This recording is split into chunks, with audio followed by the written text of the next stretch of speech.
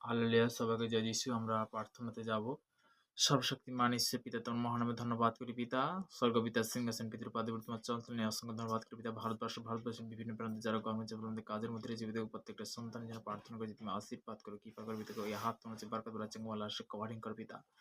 পিতাকে সর্বদা ইন্ডিয়ান সৈনিকের জন্য সর্বদা বিভিন্ন কাজ থেকে পিতাকে প্রত্যেকটা সন্তানের জন্য প্রার্থনা করছি পিতাকে। তাদেরকে তুমি প্লাস্টার কভার করো, তাদেরকে তুমি সুরক্ষিত করে যে দেশের জন্য তারা সেবা করছে পিতাকে আশীর্বাদ করো, কৃপা করো পিতা। তুমি মঙ্গলময় ঈশ্বর পিতা।